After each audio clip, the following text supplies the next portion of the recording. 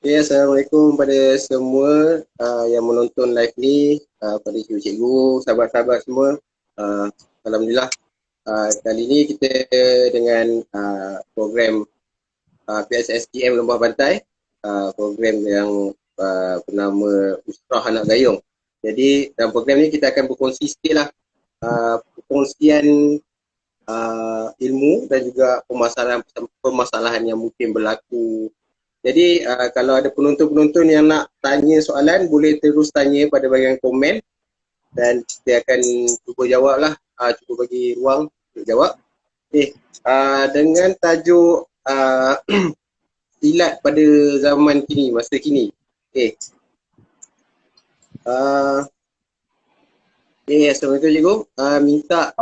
Minta cikgu kenalkan diri sikit lah cikgu, supaya orang kenal. Ada yang mungkin yang tak kenal cikgu. Ramailah tak kenal. Okey, baik. Nama saya Cikgu Muhammad Syakirin. Berasal dari Melaka. Sekarang mengajar di Universiti Malaya. Tak tahu kat mana. Dah lupa dah kan mana Melaka. Okey, saya dah berkecimpung dalam bidang persilatan dalam lebih kurang dalam 20 tahun lebih. Tahun lebih je. Tapi masih lagi belajar lah. Bukan maksud saya kata saya dah habis belajar, tapi masih lagi belajar. Sebab banyak lagi benda yang perlu didalami dalam ilmu persilatan. Jadi cikgu mula bersilat pada umur berapa cikgu? Silat pada umur 13 tahun. 13 tahun tu. Dari umur 13 tahun. Mula bantu mengajar pada umur 15 tahun dan mula mengajar pada umur 16 tahun. Oh, cepat je perjalanan cikgu Sebab zaman itulah bezanya dulu dengan kini. Kalau kita nak cerita nanti. Mungkin pelajaran tu agak berbeza yang berbanding dengan sekarang lah cikgu Yeah. Jadi cikgu, kenapa silat cikgu? Kenapa tak taekwondo ke? Kenapa tak capoeira ke cikgu? Boleh terangkan sikit. Mula-mula ni, ini salah satu daripada pengaruh perfilman lah. Pengaruh perfilman lah. Sebenarnya industri perfilman ni memainkan peranan. Bila kita sekolah rendah tu, kalau dulu ada cerita Mahaguru. Lepas tu cerita Merdeka. Yang mana silat dari episod-episod. Daripada situ dia membangkitkan minat lah. So daripada situ terus cari silat-silat yang ada. Banyak, ada beberapa silat lah dah cuba-cuba kan. Tapi yang melekat tetap silat gayung jugalah. Jadi kita anggap cikgu pengaruh TV lah ni cikgu. Untuk mula minat dengan silat ni. Betul. Pada mulanya kita minat silat. Masa tu dah tak fikir dah silat apa pun, janji silat lah. Kebetulan masuk ke Sultan Muhammad tu, Sekolah Menengah Kebangsaan Agama Sultan Muhammad, ada silat gayung. So kita pun masuklah dengan iktikad untuk belajar silat ni. Masa tu Cik Gandu tak ada situ, jadi terus terus belajar je lah tanpa mengetahui gayung ni apa. So kita masa dulu tak ada internet, tak ada apa sangat. So just kena cuba-cuba je. So bila cuba-cuba tu kita merasakan ini silat sekolah-sekolah ni macam silat biasa-biasa lah. Jadi kita masa tu juga kita mencari silat-silat lain jugalah. Tapi bila kita mendalami silat gayung, belajar dan belajar, rupanya everything is in here lah.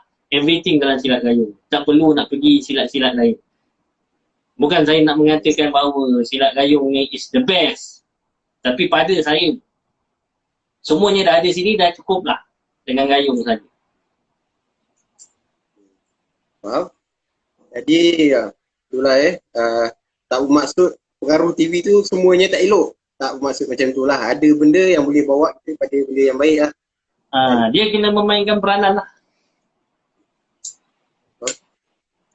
Jadi cikgu, dalam tempoh lebih kurang 20 tahun cikgu berkecimpung dalam dunia seni bela diri silat ni. Jadi apa perubahan yang cikgu nampak lah? Perubahan secara macam ketara lah mungkin daripada segi pengurusan satuan ataupun silibus ke atau macam mana? Apa yang cikgu nampak perubahan yang berlaku? Disebabkan perubahan zaman tu boleh dikatakan banyak perubahan lah.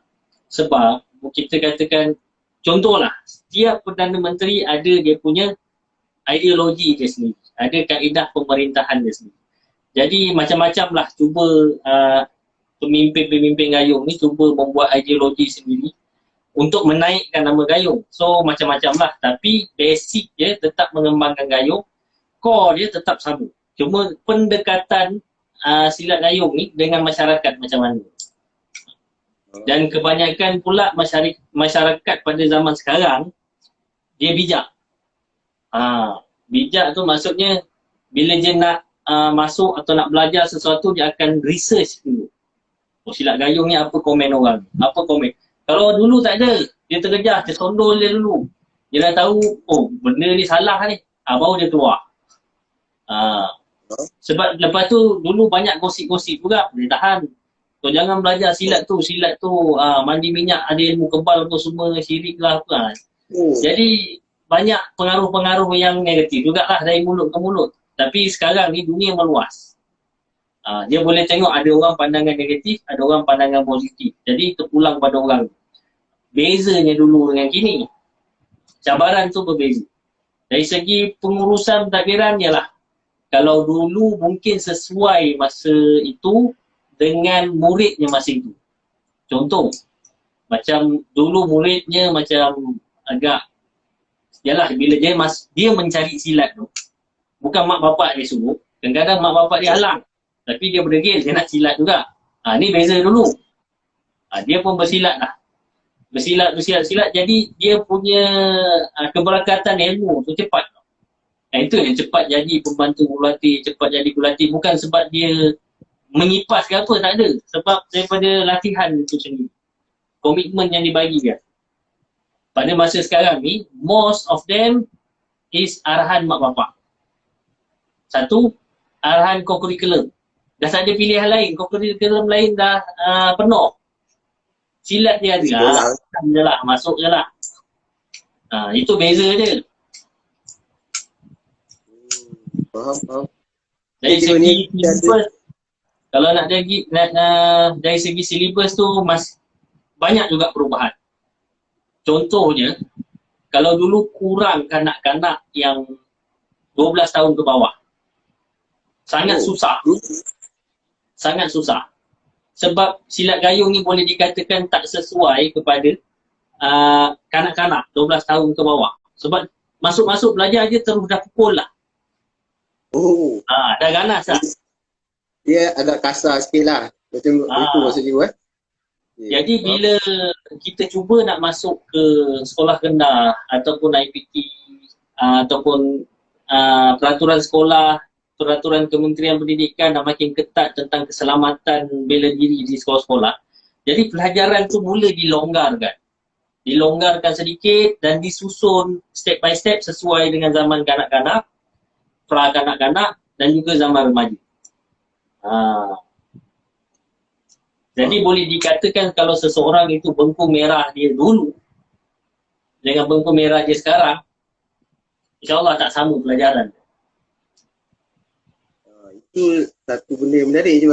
Jadi itulah macam mana cikgu tengok situasi tu cikgu, pertembungan antara pelajaran yang dahulu dengan pelajaran yang sekarang. Sebab kita yang saya nampak melalui pemerhatian saya, mungkin ada juga yang sahabat-sahabat saya yang baru masuk, dia dah tali pinggang merah kan. Lepas tu ada jumpa yang orang lama dan lama dah bersilat dengan gayung ni, masih lagi tali pinggang merah dan dia menang rendah lah. Macam dah belajar silat lama pun sama level dengan aku macam mana je. Apa pandangan cikgu tentang perkara ni? Itu yang kita buat topik semalam tu. Kalau tu belajar jasmani saja, rohani dia tak ada, dia takkan kalau dia ada rohani dia mesti takkan memandang rendah orang lain. Sebab dia percaya rezeki orang yang baru tu mungkin rezeki dia macam tu. Rezeki dia macam tu. Jadi kemungkinan budak tu akan jauh lebih belajar lagi. Dia akan berterusan belajar. Dan dia mungkin statik di situ. Kita tak tahu. Bergantung pada usaha masing-masing. Manjada wajada. Siapa usaha pasti jaya. Kalau dia asyik nak condemn orang je, tak ada kata apa-apa lah. Tak ada maksud apa-apa lah. Jadi dia tak kira lah orang lama ke ataupun orang baru ke, Tuhan tetap satu. Jadi perangai tu, adab tu, kita jangan memandang rendah orang lain. Wa'imah sekali dalam adab kita peperangan pun, kita tak boleh memandang rendah pada musuh. Apatah lagi memandang rendah kepada kawan seperjuangan kita. Right. Kita sebagai generasi baru, kita kena ni lah, merendah diri sikit. Kita tak tahu ilmu orang tahap mana, jadi kita jangan besar diri, bangga diri sangatlah. Okay, soalan seterusnya cikgu. Apa pendapat cikgu tentang orang selalu cakap lah, orang sekarang selalu cakap yang silat ni dah tak relevan pada masa kini cikgu. Dah tak relevan dah tak guna dah. Ini bukan zaman perang zaman dulu, zaman Melaka dulu kan cikgu. Jadi apa pendapat cikgu tentang isu ni cikgu? Okay, baik. Kalau dia nak kata tak relevan sebabkan zaman sekarang ada pistol. Zaman Melaka berperang dulu pun tetap ada pistol. Dia panggil apa? Rentakon. Dia tak panggil pistol lah. Teknologi tu dibawa balik ke belah barat dan ditiru dan diperbaiki lagi. Kalau orang mentaliti yang mengatakan zaman dulu berperang hanya menggunakan keris dan lembing, dia salah. Sebab senjata Melayu still ada lela. Lela ni meriam kecil yang dipikul kat bahu lah. Ada meriam juga untuk jarak jauh. Dan ada pistol juga. So, benda ni sebenar, bukannya kalau orang tu berfikiran keris dan lembing dia, bermaksud pengetahuan dia tentang Melayu ni kurang. Jadi, kalau kita nak katakan kalau dia nak katakan silat ni tak relevan pada masa sekarang, ini bermaksud dia yang kurang pengetahuan tentang jati diri Melayu itu sendiri. Dia tak faham sejarah, dia tak faham Melayu itu siapa dan apakah keistimewaan, bukan keistimewaan, kebijaksanaan orang Melayu pada zaman dulu. Jadi kalau kata nak kata relevan atau tak relevan tu, itu adalah pendapat peribadi dia lah. Tapi silat berkembang mengikut perkembangan semasa. Bagaimana yang kita cakap tadi, dulu kurang sekolah rendah nak belajar silat, tapi sekarang ni kita dedahkan kepada sekolah rendah tu dan kita ubah kita punya pelajaran tu menyesuaikan keadaan sekarang. Contohlah pembelajaran silat secara video sekarang ni. Kalau dulu tak ada buat. Sekarang ni dengan keadaan menyesuaikan dengan keadaan sekarang ni boleh je buat, tak ada masalah pun. Sepatutnya pembatasan ilmu tu lebih luas sekarang ni berbanding dulu. Okey, kita masuk sikit lah yang cikgu cikgu dah sebut tentang pembelajaran melalui video ni. Jadi cikgu, sekarang ni kan tempoh Perintah Kawalan Pergerakan. Jadi kita tak boleh berkumpul lebih pada 10 orang. Jadi latihan silat tu terbatas. Jadi macam mana cikgu? Apa pendapat cikgu tentang dalam tempoh terdekat ni, macam mana kita nak teruskan latihan untuk budak-budak yang baru, macam mana cikgu latihan silat? Okay. Untuk latihan masa PKP ni lah, dia boleh buat latihan sendiri sebenarnya, tak ada masalah. Dan latihan ni jangan tertakluk kepada fizikal saja, tertakluk kepada minda juga. Macam mana kita nak latih minda kita buat nota. Satu. Dua, kita buat dengan bayangan. Kita membayangkan buah sawo berendam contohnya. Kita bayang. Oh, kita masih lagi ingat. Okey, buah nombor 2, kita bayang. Okay. Boleh je buat supaya benda tu ada dalam mindset otak kita. Bila kita nak buat tu, dalam otak kita dah bagi signal. So latihan Jadi tu jangan terhadkan kepada kena ada pasangan baru boleh ada. Padahal ada je gerakan-gerakan solo yang boleh buat. Atau boleh je buat berdiskusi macam ni sambil buat nota. Buah satu aku macam mana? Buah dua kau macam mana? Cuba kau bacakan. Okey. Macam tu je. Dia kreatif. Banyak cara. Jadi PKP ni bukan halangan lah untuk kita masih lagi meneruskan latihan kita sebagai seorang pesilat lah. Ya, betul. Paling tidak Jadi, pun kita boleh kena buat latihan fizikal lah. Macam push up apa semua tu. Semua kena maintain kan. Tak banyak pun kena buat secara istiqamah. Yang penting istiqamah. Kalau buat 1000 sehari, tapi itulah semua hidup dia, tak guna. Biarlah buat 10 kali sehari. Tapi hari-hari. Atau 2 hari sekali. Itu lebih penting.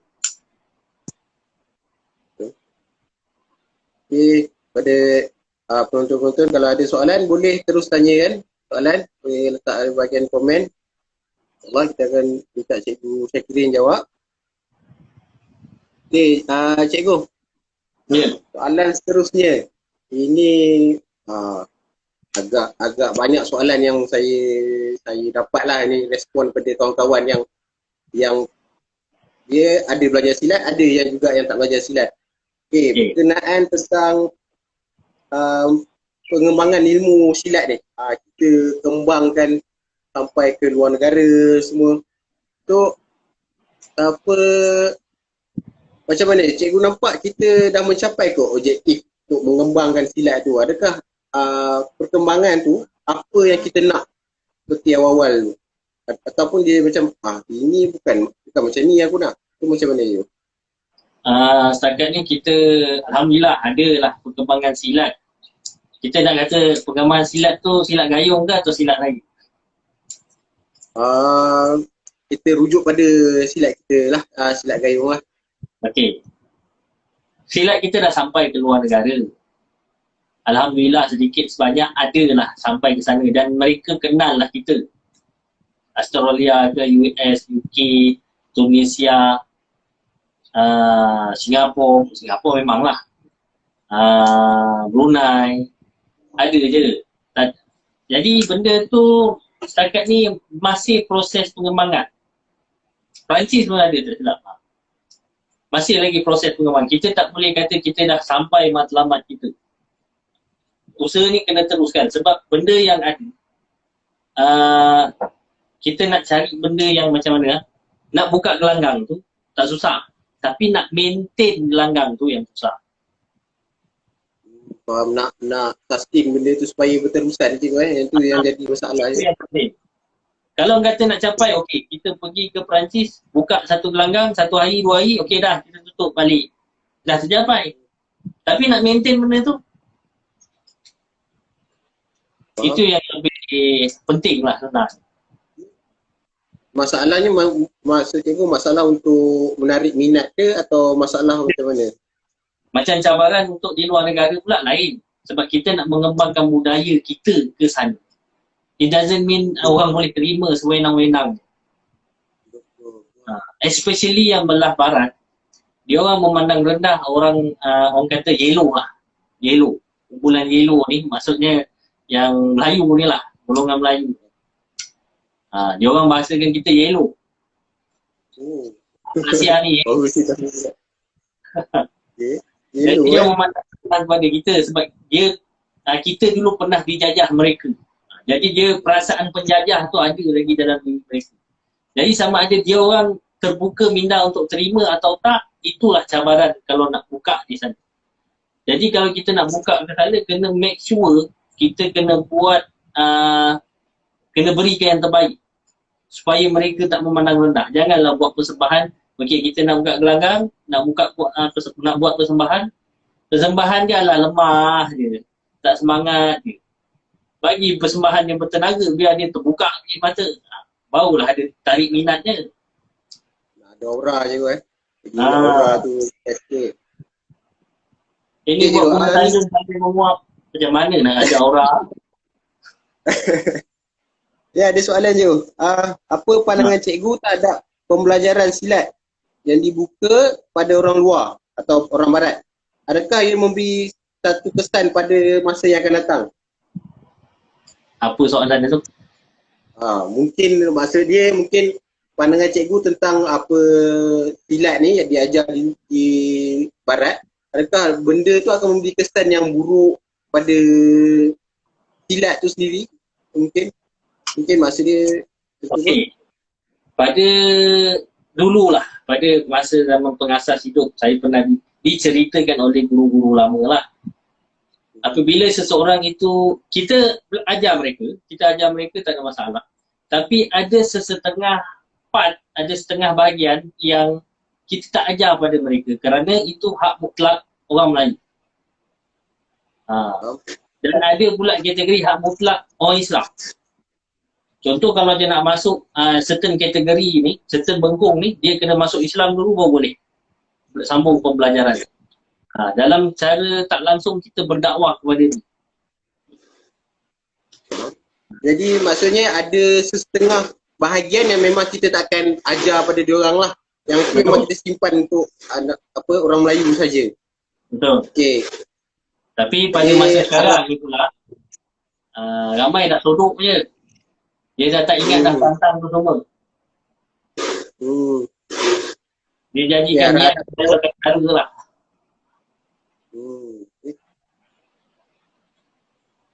Silat ada berbagai jenis kan. Jadi soalan saya, silat apakah yang pertama wujud dalam sendi mempertahankan diri? Soalan daripada ni kepada penonton. Okey. Dulu tak ada nama silat. Dulu ada nama guru. Perkataan gayung ni sebenarnya, perkataan gayung ni bukannya sebenarnya ga alif ya waw nga tu, itu adalah falsafah kita pada hari ini.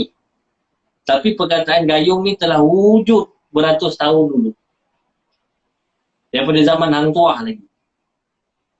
Dan perkataan gayung tu sebenarnya merujuk kepada ilmu mempertahankan diri, ilmu silat ni secara seluruhnya di tanah Melayu.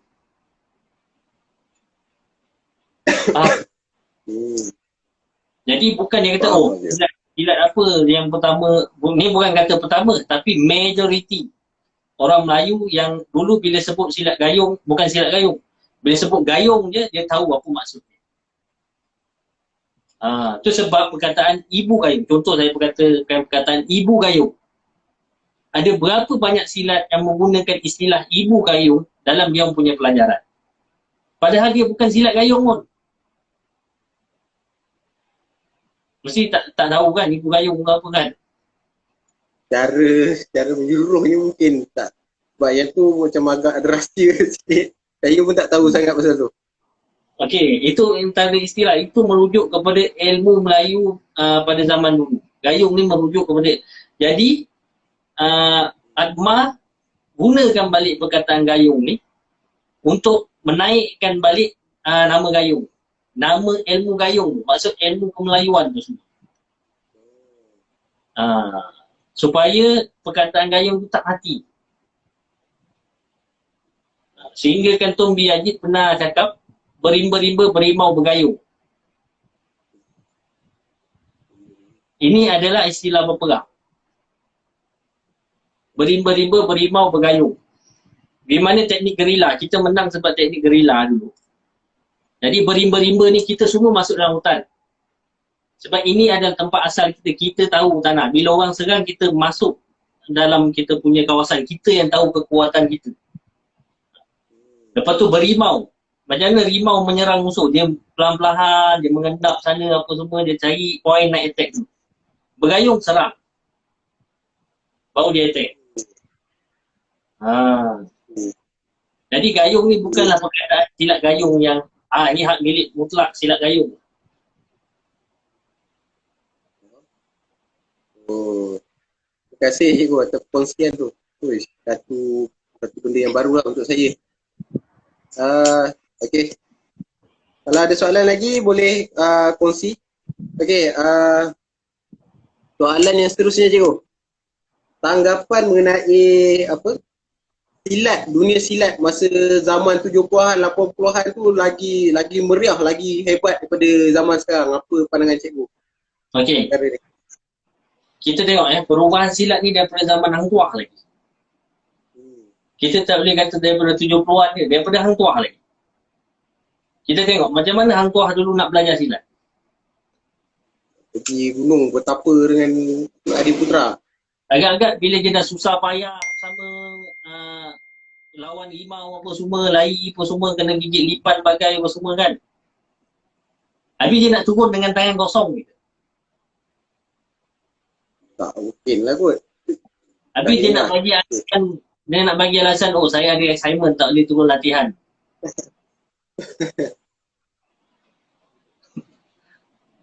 tak boleh lah kan. Maksud dia dah dia tak mencari guru tu dah separuh nyawa. Jadi takkan dia nak mensia-siakan separuh nyawa. Ini zaman dulu. That's why dia menghargai ilmu tu. Bila dia berguru tu, dia wasamikna wa ta'na. Dia dengar dan taat. Dia tak membantah guru. Keberkatan dia ada masa tu. Dan bila dia turun, bila Hang Tuah dah turun, dah sebarkan ilmu di bawah, orang dah tak perlu dah nak panjat gunung, nak lawan dengan rimau. Assignment dah boleh buat masa sekali dah. Dan masa discussion dah boleh buat sekali dah. Sambil-sambil belajar silat. Dia benda tu makin lepas tu dah makin besar pula, orang dah tak perlu pula pergi kampung A, pergi kampung B, dah tak perlu pula.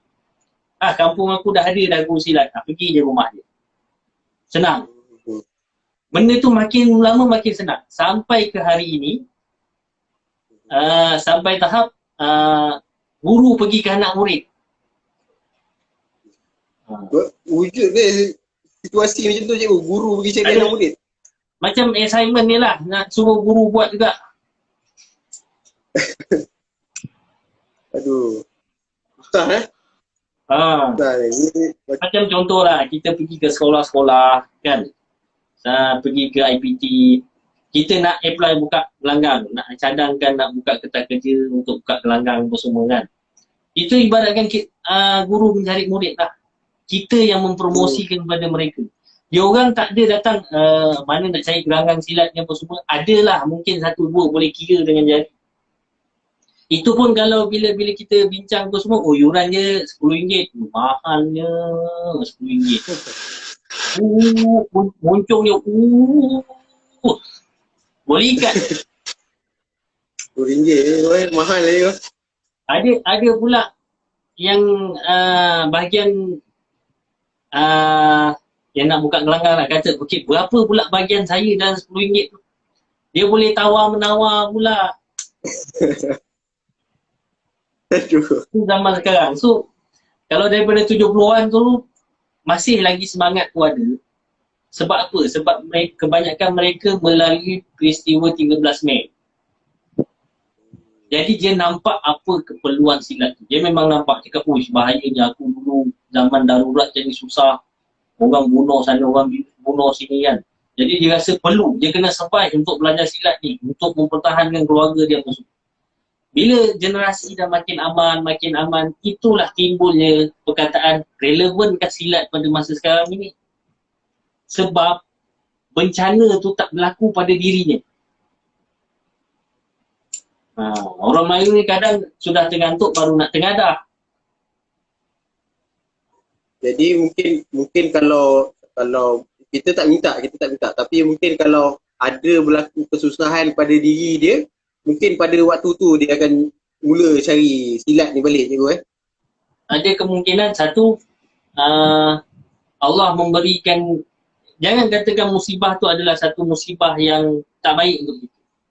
Mungkin ia adalah peringatan Allah Ta'ala kerana Allah sayangkan kita. Jadi dia kata, ini bila ada kesusahan macam ni kau kena cari ilmu. Sebab ilmu akan mengatasi segala. Jadi apa ilmu kalau berdepan dengan masalah peperangan ataupun kekejaman lah, mestilah ilmu mempertahankan diri. Takkan dia nak belajar ilmu hisab ke, ilmu geografi ni kan. Jadi ilmu yang berkaitan lah. Itu sebab ilmu Allah Ta'ala ni luas. Jadi dia kena belajar lah untuk persediaan itu. Jadi cikgu, tadi cikgu ada sebut pasal zaman sekarang guru pula terpaksa nak cari murid, maksudnya macam pergi ke sekolah untuk buka gelanggang. So, adakah langkah ini menjadi satu keperluan pada masa kini cikgu? Maksudnya memang keadaan zaman sekarang ni yang mendesak cikgu-cikgu yang pergi mencari, atau macam mana pandangan cikgu? Okey. Kalau kita tengokkan kalau seorang guru tu prinsip dia masih berpegang kepada kau nak belajar dengan aku, kau cari aku. Mungkin dulu kita boleh guna lah. Tapi pada masa sekarang ni kalau nak guna boleh lah. Tapi tak berkembang manalah silat ni. Jadi kalau kita kena ikut peredaran zaman. Kalau itu keadaan semasa yang memerlukan atau itu kehendak semasa, kita kena buat macam tu. Kita kena promotekan silat ni, silat gayung ni pada mereka. Sebab most of them akan tanya, silat gayung ni macam mana je? Sebab kita ada berapa ratus silat dalam sini, dia orang tak faham. Silat A lain, silat B lain, silat C lain. Jadi tanggungjawab kita untuk pergi ke sekolah, okey silat kita macam ni, macam ni, macam ni. Kita kena promosikan. Kalau kita tak promosikan, mungkin silat lain yang masuk ataupun bela diri yang lain yang masuk. Dalam time tu janganlah nak kata, nak nyombong apa semua kan. Okey cikgu, kita ada satu soalan daripada Hakiki Malik. Kalau sertai silat secara konsisten, berapa lama masa untuk tamatkan pelajaran silat tu? Maksud saya untuk sampai ke tahap bengkung yang tak akhir. Sebab belum pernah join lagi. Banyak halangan. Okey, kita tengok iktikat kita belajar tu sebab apa. Kalau kita belajar nak sebab bengkung je, kita dapat. Satu hari je boleh dapat. Nak bengkung apa? Saya boleh order. Nak kan belajar nak bengkung, okey. Belajar sikit-sikit nak bengkung, ambil. Ni contoh lah. Mula-mula kalau kata ada silat macam ni lah. Saya balik daripada soalan tadi lah. Ada silat yang 6 bulan dah habis belajar. Ada silat yang 2 tahun dah habis belajar. Jadi maksudnya lain perguruannya, lainlah tempoh pelajaran dia cikgu Betul. Contoh macam kita nak cakap macam ni lah. Orang pergi gym. Orang main gym lah. Orang main gym. Nak nampak kan. Orang main gym, dia pergi gym ni. Tapi dia pergi main WhatsApp semua, main Facebook kat sana. Dia tak buat apa-apa pun, dia pergi je. Borak-borak-borak, oh dah sejam balik. Ada tak kesan pada badan? Tak ada kesan lah. Memang. Tapi kalau orang jenis kesan, aku tak nak dengar kau cakap apa, aku buat kerja aku. Tapi hasil je, A1 kelas 1. Kita kena jadi walk the talk. Betul Jadi jangan cakap saja, kena buat aja Okay. Harap terjawab apa Hakiki Malik. Harap terjawab soalan. Jadi kena cuba, kena buat. Kena buat baru dapat. Kalau dia nak kata berapa lama, saya dah 20 tahun lebih sampai sekarang aku masih belajar lagi. Bolehlah faham berapa lama sepatutnya. Okay. Sebenarnya falsafah, sebenarnya saya dah cakapkan falsafah silat gayung tu.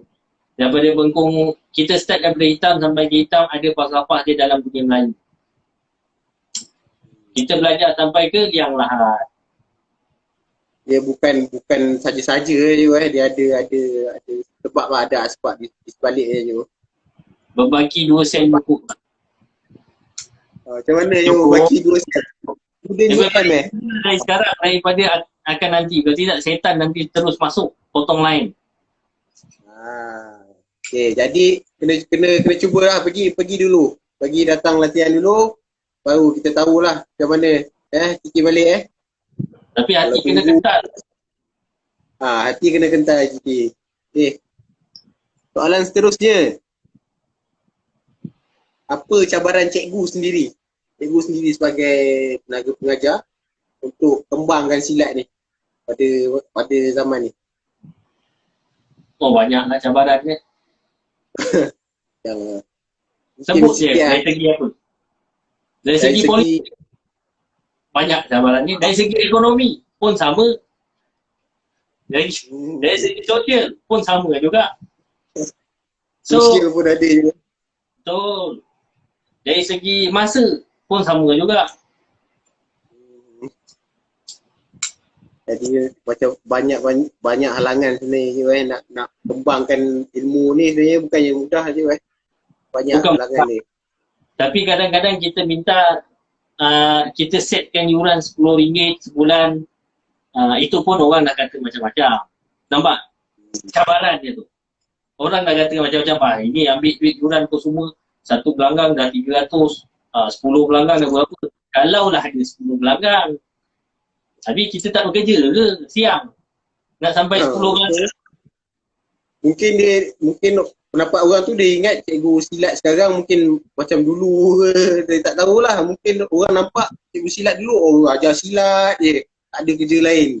Mungkinlah kot. Ini orang yang mungkin di luar keperluan. Ada orang yang silat macam tu, yang full time mengajar silat. Tapi itu hak dia. Memang bukan kau bayar RM10, lepas tu orang tu datang duduk mengangkang. Dia tak. Dia mengajar, dia memberi ilmu. Sama juga pergi mengajar ngaji apa, bayar yuran dan orang mengajar. Sama je. Orang kata fidyah. Tapi kalau RM10 tu besar, tak boleh nak kata apa lah. Hantarlah taekwondo ke. Macam taekwondo lah cikgu. Aduh. Okey cikgu.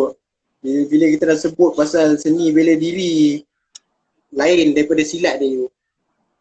Pendapat cikgu lah. Kenapa bela diri ni lagi dapat tempat dekat hati anak muda berbanding silat? Kenapa cikgu? Pada masa kini lah kita nampak banyak yang pergi belajar Muay Thai, pergi belajar taekwondo. Apa kekurangan silat yang cikgu nampak sampai dia orang pergi belajar yang lain je? Okey. Jadi sebab apa cikgu masuk silat? Sebab minat lah cikgu sendiri terpengaruh dengan filem Melayu yang lama, Kisah Pendekar semua kan. Jadi ada tak filem macam tu pada masa sekarang? Mungkin ada tapi dia tak serancak dululah. Kita ada macam kita geran macam tu yang melibatkan seni bela diri silat lah. Tapi Okey, kira. Jadi masa cikgu jumlah dia tak banyak lah macam dulu. Jadi bela diri lain memfilmkan dia punya kebolehan dengan banyaknya sampai menutup kita punya kebolehan, kita punya kelebihan. Tapi kita tak boleh salahkan dia, itu dia punya usaha dia. Jadi kalau orang terpengaruh dengan dia, it's normal. Jadi salah kita sebenarnya tak mengembangkan macam tu. Sampai tahap perfilman luar. Jadi pendapat cikgu, industri filem ni antara peranan penting lah yang mengkomersialkan silat ni cikgu. Betul. Macam tu abang. Sebab sekarang ni untuk mengkomersialkan silat ni kita banyak menggunakan media elektronik. Okey. Contoh, banyak orang akan tengok dekat Facebook berbanding banyak orang tengok dekat TV. Dan orang tak akan datang ke gelanggang, saja-sajalah hari ni nak datang gelanggang silat, tengok silat lah. Padahal dia tak belajar silat, saja nak tengok orang bersilat. Tak ada. Orang sekarang akan tengok depan YouTube, akan nak tengok depan FB, semua ada. Jadi itu peranan yang penting pada masa sekarang. Jadi industri hiburan ni pun kena mainkan peranan lah pada pijat-pijat hiburan, kita kena komersial kan kita punya budaya sendiri. Betul. Okey cikgu. Ada satu soalan lagi cikgu. Cerita pasal falsafah ni kan cikgu, boleh tak cikgu kongsikan sikit falsafah sandang itu sendiri? Ramai orang bersandang tapi tak tahu falsafahnya. Macam mana cikgu? Kalau nak cerita pasal sandang yang original masa zaman Datuk, boleh ceritalah. kalau nak cerita sandang yang ada pada hari ni untuk beberapa sandang dah tak ada falsafah kat situ. Dah tak boleh nak tenggangkan macam mana falsafah. Kena tanya orang yang ubah sandang tu kenapa dia ubah. Dan apa falsafahnya pada sandang. Kalau nak cerita falsafah yang dulu, masa zaman Tok Mio, boleh lah. Tapi itu pun nak cerita pun macam tak cukup kot sejam. Kalau saya belajar pun 2 bulan pun tak habis lagi pasal sandang tu. Takkan nak cerita dalam ni. Tapi secara umumnya sandang melambangkan bidang kuasa dia lah. Di mana taraf hierarki dia. Tali pinggang tu melambangkan pelajaran apa yang dia ada. Okey. Jadi kita tengok ada perubahan juga lah dari segi sandang daripada awal-awal mula pertumbuhan masa zaman Adma sampai sekarang pun kita nampak ada perubahan lah juga pada sistem sandang. Ada perubahan dan perubahan itu pun disebabkan mungkin mereka tak faham falsafah asal sandang.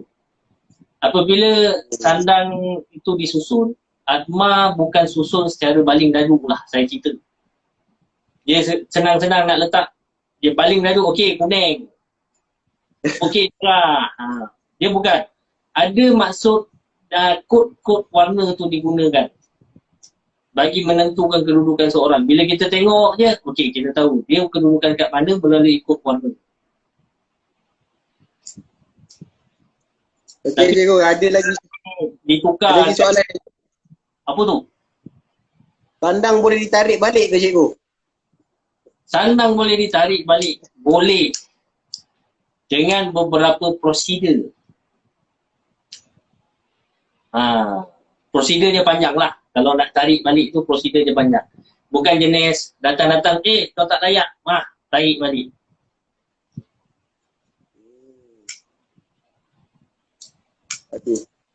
Ada banyak lagi komen ni cikgu. Tapi geran tu tak nampak sangat silat tu dari pakaian apa semua. Ini bukan soalan, ini cadangan. Tapi tak apa, sebenarnya geran tu dia nak melambangkan masa kini, masa sekarang ni orang bersilat tak semestinya pakai baju silat lah. Tak perlu busana lah. Sekarang ni orang pergi bersawah apa semua, tiba-tiba nak bergaduh takkan jap aku nak tukar baju silat. Jadi dengan apa yang dia ada, dia turun. Apa yang nak dilambangkan adalah ilmu silat tu yang dipraktikkan oleh pelakon tu lah. Okey. Jadi maksudnya pakaian tu tak melambangkan peribadi tu seseorang tu kan cikgu kan. Jadi ilmu yang dia bawa tu tak bergantung pada pakaian dia tu. Mungkin pada zaman dulu bolehlah kita nak kenal dia ni macam ada falsafah di sebalik pakaian orang Melayu tu kan pada zaman sebelum ni. Mungkin perubahan zaman juga pada zaman sekarang ni kita dah pakai lebih kurang aja kan cikgu. Kalau dia nak buat background berlatar belakang tahun zaman-zaman angkuh, mungkinlah kita boleh membangkitkan balik busana Melayu dan persilatan tu. Betul. Okey cikgu. Kalau ada soalan boleh ajukan kat ruang komen. Okey, terus je cikgu. Apa pendapat cikgu tentang silat pencak silat dan silat tradisional cikgu? Adakah orang kata silat ni sekarang ni just sekadar sukan saja. Maksudnya sekadar macam join pencak silat, itulah silat. Adakah itu silat cikgu? Bergantung pada persepsi masing-masing lah sebenarnya. Kalau dia nak bersilat sebab sukan, untuk masuk dunia sukan lah, kita tak boleh nak menghalang dia. Sebab ianya menjadi satu keperluan untuk mengharumkan nama negara zaman sekarang. Merupakan satu keperluan. Jadi silat tradisional ni, kita tak boleh tinggalkan dia pula sebab tak ada yang lama, tak ada yang baru. Jadi kita kena jati diri tu terikat pada tradisional. Sukan tu salah satu cabang kita nak mengembangkan silat ke dunia luar, ke negeri lain, ke orang ramai untuk membuka mata bahawa silat ini mengikut perkembangan semasa. Jadi cikgu, adakah cikgu setuju dengan pendapat bahawa silat sekarang dia punya kedudukan dia adalah sukan berbanding dengan budaya dan seni mempertahankan diri macam zaman sebelum ni? Adakah cikgu setuju dengan pendapat tu, cikgu? Macam mana? Tak faham. Maksudnya, okey. Macam zaman kini, budak-budak muda nampak silat ni sekadar just sukan. Bukan pencak silat macam tu. Okey, banding dengan dulu, orang dulu anggap silat ni adalah budaya orang Melayu. Budaya dan ilmu seni mempertahankan diri. Adakah cikgu setuju dengan pendapat tu, cikgu? Adakah sesuai pendapat tu untuk zaman sekarang ni? Adakah sepatutnya kita anggap macam tu? Silat tu sukan? Tak boleh nak dikatakan macam tu lah. Sebab kita boleh mengatakan benda itu adalah pendapat individu seseorang itu. Sebab kadang-kadang dia buat satu hukuman tanpa usul periksa. Atau sekadar pemerhatian dia dalam Facebook saja. Tanpa pengkajian lah. Jadi sebenarnya itu adalah pendapat individu dia. Jadi pendapat individu ni kita tak boleh nak ubah dia lah. Melainkan kita bagi tahu dan dia nak terima atau tak terima terpulang. Tapi atasnya tiada yang lama, tiada yang baru.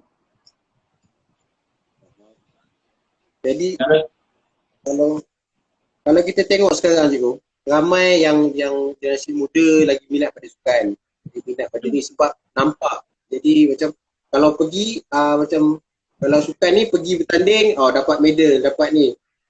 Jadi orang muda lebih cenderung pada sukan tu. Jadi adakah benda ni memberi kesan pada pelajaran tradisional, cikgu? Maksudnya pelajaran perguruan yang tradisional, yang belajar silibus macam silat gayung. Adakah dia bagi kesan, cikgu? Kalau nak katakan kebendaan ni, kita boleh katakan overall semua pun ada kebendaan. Bermaksud yang tradisional pun mengejar kebendaan, yang sukan pun mengejar kebendaan.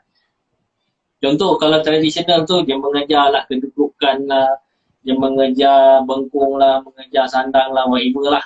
Kalau yang sukan tadi mengejarkan pingat lah, mengejarkan nama lah. Tapi whatever it is adab. Kunci dia pada adab. Okay.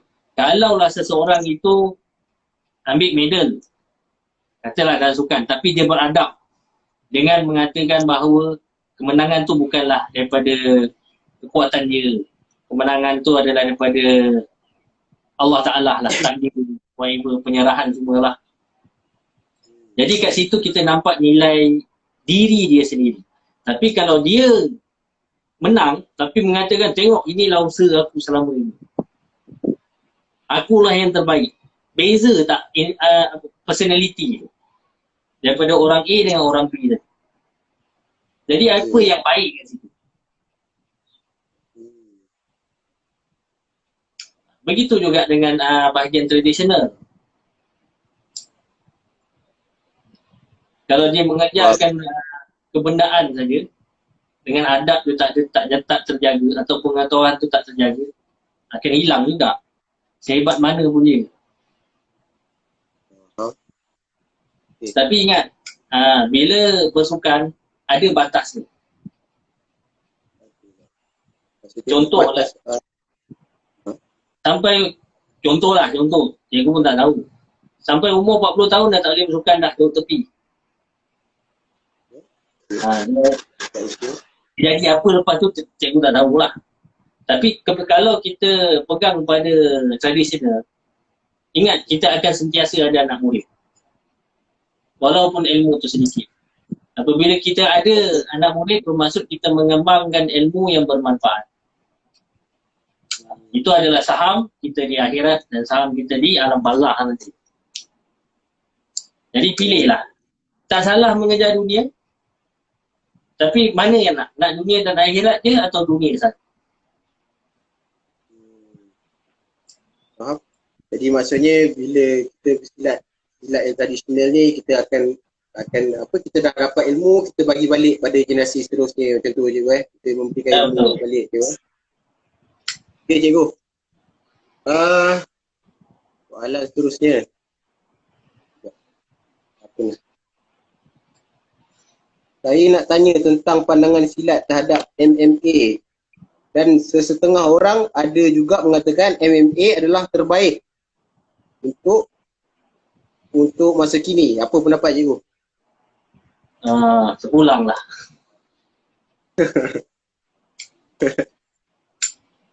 Kalau nak kata yang terbaik tu adalah individu tu lah. Kita boleh katakan individu dan disiplin yang menyertai lah. Katalah dia daripada orang silat. Contoh kan. Tapi dia berlatih gila-gila kau-kau. Dia berlatih seteruk-teruknya lah. Memang dengan hasrat untuk challenge dalam MMA. Rasanya tak ada masalah dia untuk bersaing dengan MMA tu. Tapi kalau dia isi borang, lepas tu dia nak masuk MMA, oh aku daripada silat gayung ni, dah isi borang semalam. Mesti boleh fightnya. Jadi beza kat situ. Yang menyebabkan orang silat dipandang rendah di MMA, orang yang macam ni lah. Jenis baru daftar sehari dua, dengan latihan lebih kurang, tarik lebih, roti janai lebih, lepas tu nak masuk MMA, lepas tu kalah. Itu akan menjadi pandangan buruk pada orang. Dia senang cerita kalau kita lebih baik bersikap harimau simpan kuku. Di mana tak kisah orang nak kata orang tu hebat ke whatever it is, kita dah membuktikan kita pernah berperang dengan dia orang dulu, kita pernah menang. Kita kalah sebab si kitun. Jadi saya rasa soalan tu mungkin apa berbangkit lepas apa ada seorang peserta MMA ni cikgu. Dia balik ke China. Jadi dia cuba buktikan yang seni tradisional ni apa tak berfungsi. Maksudnya kurang efektif berbanding dengan mixed martial art ni. Mungkin daripada situ kot soalan ni berbangkit. Apa pendapat cikgu? Adakah kita silat pun akan hadapi benda yang sama? Adakah mungkin kita akan dicabar oleh orang-orang MMA ni? Buktikan silat ni betul ke, efektif ke tak untuk masyarakat? Okay. First, yang makhluk MMA itu pun makhluk Allah. Kita pun makhluk Allah. Okay. Beza dia dengan kita percaya pada Allah. Dia percaya tak? Dia pegangan dia. Jadi Allah nak menyokong umatnya, hamba-Nya yang beriman atau yang tak beriman? Dia yang beriman juga. Tapi kita tak boleh menunjukkan kekuatan kita kepada orang lain sebenarnya.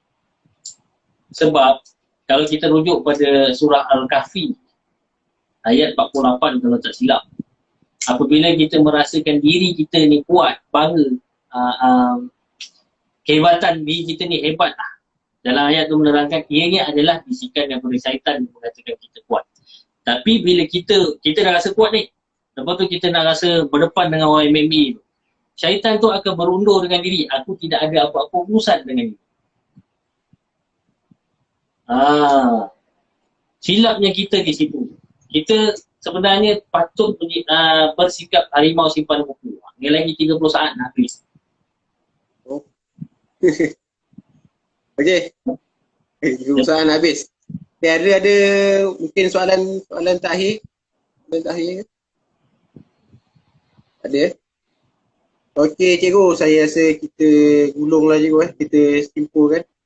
Harapan cikgu untuk bersilat masa depan. Okey, sambungan sikit lagi. Nak habis. Waalaikumsalam. Tadi MMA tadi. MMA tadi cikgu. So pasal MMA ni sebenarnya kalau kita boleh ukur lah. Kita boleh tengok orang tu dengan latihan dia, dengan latihan kita. Dekat situ kita ukur lah. Orang tu kenapa dia berani? Sebab dia dah bersedia, dah berlatih. Tapi kita senang je, kita tanya diri kita. Adakah latihan kita standing dengan dia? That's all. Tak perlu nak bertanding depan-depan pun semua kan. Adakah kita punya akal dah cukup bijaksana untuk melawan dia? Jadi kalau rasa tak cukup bukan bermaksud kita lemah. Sepatutnya menjadi satu inspirasi untuk kita bersaing dengan dia. Dia orang buat macam tu sebab tujuan untuk mengembangkan MMA. Tapi apa yang kita buat? Hanya duduk daftar borang, lepas tu bergaduh. Nak sandang, nak bengkung, bagai-bagai semua. Salah dia. Tapi bila tanya semua tak tahu. Tapi kalau kita tengok dalam sosial media sekarang ni, sosial media. Kalau berkaitan apa silat aja mesti orang cakap, kalau dah hebat sangat pergilah lawan MMA. Pergilah fight, pergilah bertanding dalam sana. Itulah pandangan-pandangan yang kita selalu dapat je. Okey. Dia orang bertanding kat sana, dia orang ada sponsor. Jadi kalau nak suruh kita bertanding kat sana boleh. Suruh orang yang bercakap tu sponsor kita untuk latihan. Bermaksud segala dibayar gaji untuk kita punya latihan. RM10,000 sebulan cukup lah kan. Jadi kita boleh bayar bil-bil semua, kita boleh fokus training dan boleh pergi fight kat sana. Yang bercakap tu talk is cheap lah. Yang bercakap tu pergilah hebat apa semua, dia pun tak nak pergi juga. Okay, kalau dia tak berani nak melawan, okay, dia bagi duit dari segi ekonomi. Kan, okay, aku sponsor kau RM10,000 sebulan, pergi gym latihan apa semua, kau tak payah bekerja, okay. Pergi masuk MMA. Dia orang masuk MMA dapat duit. Ada sponsor dia. Tak saja je kita masuk kerja lambat, bos tak marah. Aduh. Tengok kalau lah apa ada anak murid gayung kan. Anak murid gayung pergi masuk MMA. Kononnya nak mengembangkan silat. Adakah cikgu rasa tujuan tu betul? Adakah dengan cara masuk MMA tu boleh mengembangkan silat gayung? Kita boleh katakan mungkin niat dia nak menyahut cabaran lah. Bermaksud macam orang dah cabar kan, tak ada kewakil silat. Kita boleh katakan kadang-kadang kita perlu tunjuk sikit lah supaya orang jangan memijak. Tapi kalau tak masuk pun tak okey pun. Okey. Saya rasa kita pun dah sebenarnya dah lebih dah daripada target tempoh masa. Jadi kalau dah tak ada soalan, saya itulah kita sedikit nasihat ataupun nasihat cikgu lah untuk generasi sekarang. Generasi sekarang dan mungkin yang akan datang. Nasihat cikgu, kata-kata cikgu. Okey, baik. Kita dalam bersilat, kita jangan lupakan rohani dan jasmani lah. Dari segi jasmani itu, kita kena turun latihan lah. Bukan melalui YouTube ataupun Facebook je berlatih tu. Masuk tanpa guru. Kita copy paste daripada orang, lepas tu kita pun mengajar orang dengan tengok YouTube. Tak boleh lah, kita kena merasai, melaluinya dulu baru kita boleh mengajar orang. Kita kena faham dulu baru kita boleh mengajar. Dan dari segi kerohanian juga, kita perlu mendidik anak murid kita dari segi adab. Jangan kita mudah berasa bangga diri, jangan mudah berasa kagum dengan apa yang ada. Kadang-kadang apa yang kita ada, kekuatan kita ada pun satu saat je Allah Ta'ala boleh tarik. Kita kena ingatkan kerohanian ni dengan ketuhanan. Kalau hubungan kita dengan manusia, dengan hubungan kita dengan Allah Ta'ala kuat, baik, aman, insyaAllah aman. Jadi silat tu menggalakkan kepada keamanan sebenarnya. Kalau kita buat silaturahim dengan manusia, Alhamdulillah. Kita buat pula hubungan kita dengan Allah Ta'ala, kuatkan dia. Jadi dunia dan akhirat tu ada. Kalau semua orang berbaik-baik, takkan ada lah peperangan. InsyaAllah. InsyaAllah. Jadi pada Jadi, anak-anak muda sekarang, janganlah cepat berpatah hati dalam belajar silat. Memang sebenarnya pada peringkat awal tu agak lambat sikit, kerana di situlah kamu diuji dengan kesabaran. Mungkin pelajarannya agak membosankan, tetapi di situlah diuji kesabaran siapa yang betul-betul ikhlas dan patuh dengan apa yang guru ajar. Ingat, guru yang mursyid tidak akan membinasakan kamu, tapi dia akan mendidik kamu. okay. Jadi secara ringkasnya, pesanan cikgu tadi adalah pertama, belajar dengan guru. Okay. Yang kedua, kita kena apa? Jaga adab, betul je Yang ketiga, kita punya hubungan hablum minallah, hablum minannas, sama Allah dengan sama manusia. Dan yang keempat, apa tadi cikgu? Last, poin terakhir tadi, poin terakhir. Allah. Entah, tak Okay. tahu. Nanti tengoklah rekod balik. Okay. So secara ringkasnya ini adalah pesanan cikgu. Ya, jangan berputus asa, jangan mudah berputus asa sebab masa permulaan tu mungkin agak lama, agak lambat progres dia kan. Jadi itulah pesanan pada orang baru yang nak cuba belajar silat ni, sabar dan kekalkan hati. Okey, alhamdulillah selesai kita punya perbincangan dan perkongsian hari ni. Terima kasih Cikgu Syakirin. Okay. Harap kita dapat jumpa lagi pada sesi yang seterusnya, insyaAllah. Pada penonton, kita punya program Musrah Gayung ni dia bersiri. Jadi stay tune, tunggu seterusnya. Okay. InsyaAllah. Terima kasih. Assalamualaikum. Waalaikumsalam.